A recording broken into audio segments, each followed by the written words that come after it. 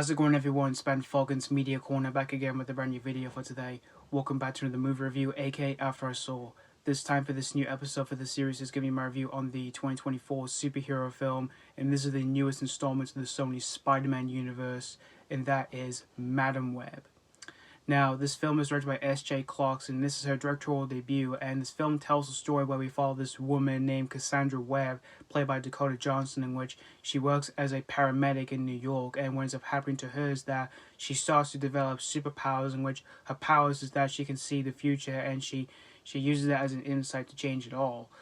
And while forced to confront her revelations about her past, she forged a relationship with three young women named Julia, played by Sweeney, Anya, played by Isabela Merced, and Matty, played by Celeste O'Connor, and they're bound for powerful destinies, in which their destinies are they're about to become Spider-Women in the future, and they have to fight for survival because there's this evil bad guy named Ezekiel Sims, played by Tahar Rahim, who he has predicted this future in which he's about to be destroyed by these three young women when they become Spider-Women. And so we see Cassandra Webb as Madam Web trying to protect these three young women from this evil bad guy Ezekiel Sims. So that's pretty much the story of Madam Web. Now, when it comes to the Sony Spider-Man universe of films, like we've had 3 movies already, in which we've had the 2 Venom movies and Morbius. The first Venom movie, which started it all, I thought it was enjoyable, even though critics didn't like the film, but I still enjoyed the film despite its issues. And the second movie in that universe, in which of course we've had Venom Let There Be Carnage, I thought that sequel was a lot better than the first movie, and I really enjoyed that film, even though it has its flaws and all that, but I still enjoy that film nonetheless, though.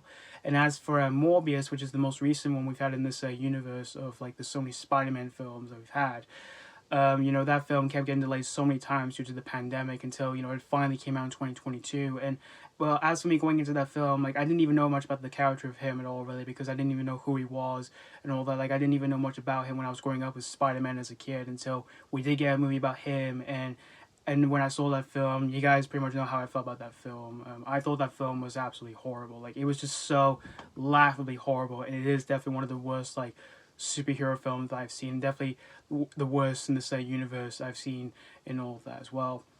But as for me going into this movie, I didn't even know much about the character of Madam Web because I didn't even know much about her when I was growing up with Spider-Man as well. Just like with Morbius and all that. And I have kind of felt like that way in the most recent years in terms of like the most recent superhero films that we've had.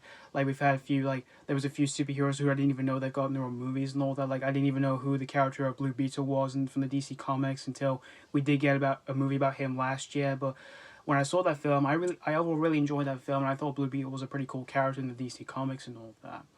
So, but like I said, for me going into this film, just like I said, I didn't even know much about the character of Madam Web, and I was also kind of curious as well at the same time because I didn't even know was this going to be better than Morbius or was it going to be as worse than Morbius and stuff like that. But I was kind of curious to see what Dakota Johnson was going to do with this new entry to the Sony Spider-Man universe of films. And when it comes to her as an actress, I think she has definitely become a talented actress in most recent years, and she has done better things in most recent years after the whole 50 Shades phenomenon and all that. And as for the other actors who were in the film, like I knew a few of their names and all that who were in this movie here. Like you've got Sweeney, who I think she's a pretty actress, and you have Isabela Merced, who I think she's a pretty talented actress, and you also have Adam Scott, who I think he's a pretty funny actor as well, and all of that. So I was kind of curious to see what they were going to do with this new entry to the Sony Spider-Man universe as well.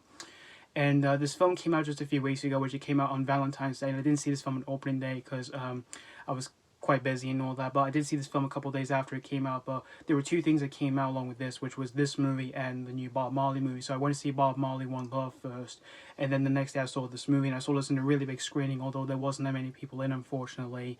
And after watching this whole movie here, unfortunately, I really don't like this movie here, and I don't know if I would say it is as worse than Morbius, because some people say this movie is much worse than Morbius, but I just don't know how I feel about that. But I can just probably say that this is just as bad as Morbius here. For the overall storytelling for this movie here, I thought it was absolutely messy here. Like there are times where the film just doesn't even know where it's trying to be here. Like there are times where the film tries to focus on Cassandra Webb since this movie is about her, and there are times where she like sees the future and all that, which when it came to some of those moments in this movie here, it was just flat out predictable here. Like, as I was watching this film, when it came to some of those moments here in this film, I was just like, yeah, I could tell like what was going to happen from there, and yeah, I could tell like what was going to happen from there and all that. And there are times where the film tries to focus on these three young girls who are being protected by Cassandra Webb in this film here, but there wasn't that much development to them or anything at all, really. And even the chemistry between them and Cassandra Webb in this movie here wasn't even all that good here, and it was really lacking as well. And their moments in the film here were just really uninteresting here as well. Although the actors in the film do try their best for the performances here, like Dakota Johnson, who of course plays our lead character in this movie here, Madam Webb. She does try her best for a performance in this movie here, as well as with everyone else in this movie here, like Sweeney, Isabela Merced, Celeste O'Connor, and Adam Scott. They do try their best for their performances in this movie here. And as for Tahar Rahim, who plays the villain in this movie, Ezekiel Sims, he does try his best for his performance in this movie here, but his overall presentation as the villain in this movie here was just absolutely awful. And yeah, it is definitely another really bad villain I've ever seen in the comic book film I've seen in recent years here. And as for the script for this film, yeah, it is absolutely horrendous here. Like, the lines of dialogue in this movie here is just so horrendously awful here.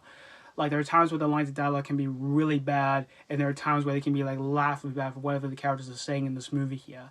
And as for the direction by S.J. Clarkson here, I felt it was really poor and yeah, very messy here in terms of like the action scenes, in which the action scenes were just less exciting here. And yeah, I just found them all not all that really fun here, because I wasn't even having any fun with this movie here.